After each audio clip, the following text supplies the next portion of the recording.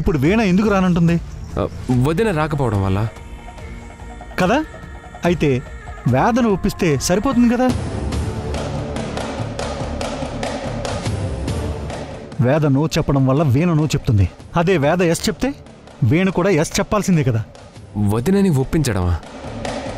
వదిన ఒకసారి నో అంటే తర్వాత మీరు చెప్పినా నేను చెప్పినా వదిన నో అనే కడ్డాడు అంటుంది. అలాంటి వదిన్ని మనం ఎలా ఒప్పించగలుగుతాం? మనం ఒప్పించాం, ఒప్పించాల్సిన వాళ్ళే ఒప్పిస్తారు. ఎవరన్నయ్యా? ఇంకెవరే, మన శ్రీ. శ్రీ చెప్తే వేదనో చెప్తుందా? చెప్పండి. Good idea dad. అన్నయ్య చెప్తే వదిన అస్సలు కాదందు. ఇంకెందుకు అన్నయ్య ఆలస్యం? వేదని ఒప్పించమని శ్రీని పిలిచి చెప్పు. మరి చెప్తాను. వీణా, వేద ఎస్ చెప్పాక నువ్వెలా నువ్వు చెప్తావో నేను చూస్తాను. నిన్ను ఆఫీసుకు పోకుండా చేసి హనీమూన్కి పంపడం, అట్నుంచటే నిన్ను మృత్యువు దగ్గరికి పంపడం కూడా ఎవ్వడో ఆపలేడు. చూస్తూ ఉండు.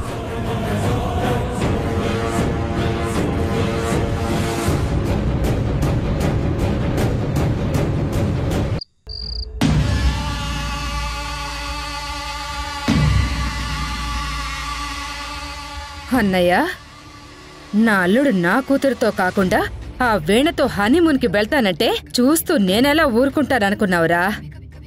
రిషి పక్కన స్థానం ఎప్పటికీ నా కూతురిదే అయ్యుండాలి. ఒక్క క్షణం కూడా వీణ అల్లుడితో సంతోషంగా ఉండనివ్వను. నేను పక్కనే ఉన్నంత మాత్రాన మీరనుకున్నవన్నీ జరిపిస్తాననుకున్నావేంట్రా? ప్రత్యక్షంగా వీణ విషయంలో ఏం చేసినా పార్వతికి మొదట అనుమానం వచ్చేది నా మీదే. అయినా సరే నా ద్వారా వీణకి దెబ్బ పడాలి. కానీ చేసింది నేనని ఎవ్వరికీ తెలియకూడదు.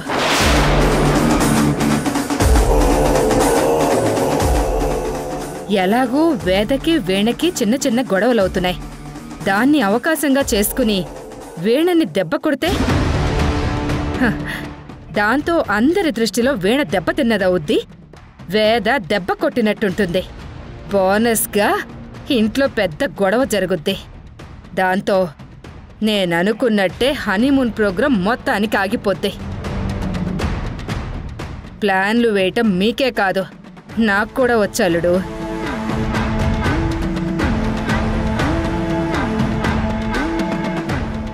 అందరూ ఎవరి పనుల్లో వాళ్ళుంటారు. ఇదే సరైన సమయం.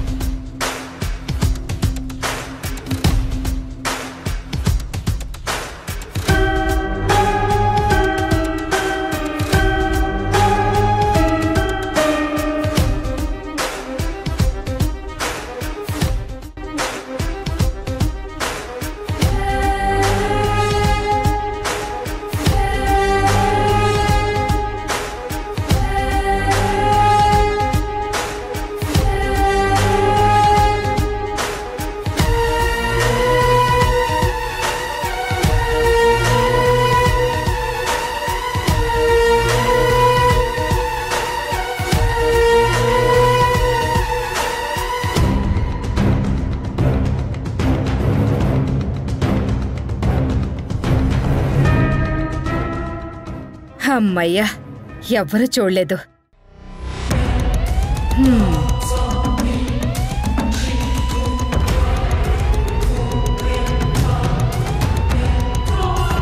వీణా, ఈరోజు నీ కాలు కాని చెయ్యి కాని నడుం కాని ఏదో ఒకటి ఇరగడం ఖాయం.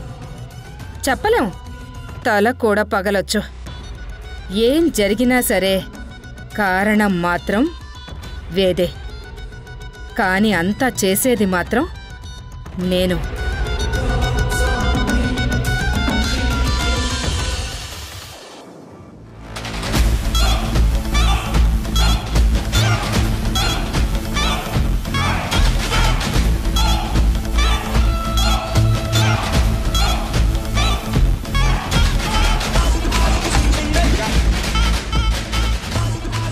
హనీమూన్కి రానన్నందుకు రిషి ఖచ్చితంగా ఏదో ఒక స్టూపిడ్ ప్లాన్తో వస్తాడు. జాగ్రత్తగా ఉండాలి.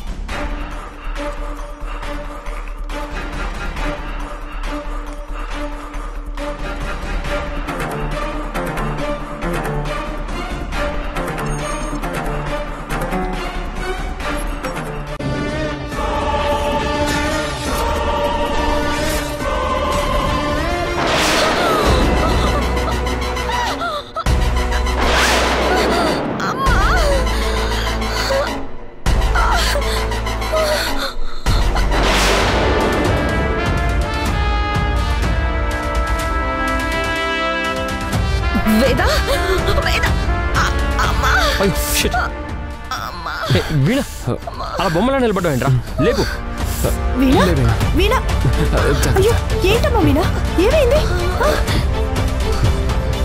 కూర్చో అయ్యో వీణా ఏమైంది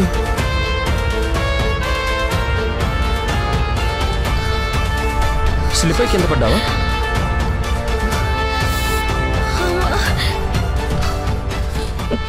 కొంచెం జాగ్రత్తగా చూసుకొని నడవాలి కదా వీణా ఏం జరిగింది వీణా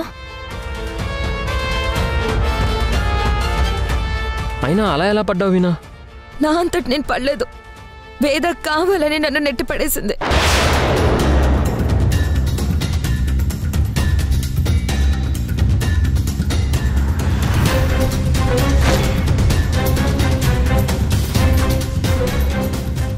అసలేం చేస్తున్నావు నీకైనా అర్థమవుతుందా నాకు దీనికి ఏం సంబంధం లేదు శ్రీ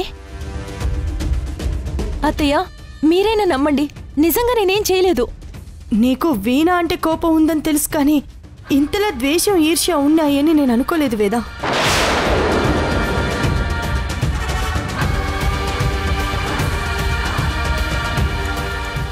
ఒకవేళ జరగరాంది ఏదైనా జరుగుంటే ఏంటి పరిస్థితి అత్తయ్య అది తను వెళ్లకుండా వీణ వాళ్ళు ఎక్కడ హనీమూన్కి వెళ్లి ఎంజాయ్ చేస్తారోనని చేసుంటుంది వేద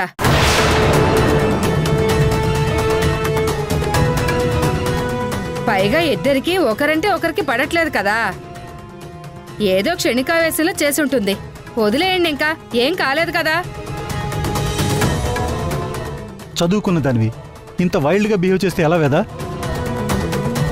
ఈ పడేదేదో బిల్డింగ్ పైనుంచి పడేయాల్సిందే దీని పీడ విరగడయ్యేది ఎవరు నమ్మినా నమ్మకపోయినా నేనే తప్పు చేయలేదని నాకు తెలుసు మీరు తెలుసుకుంటారు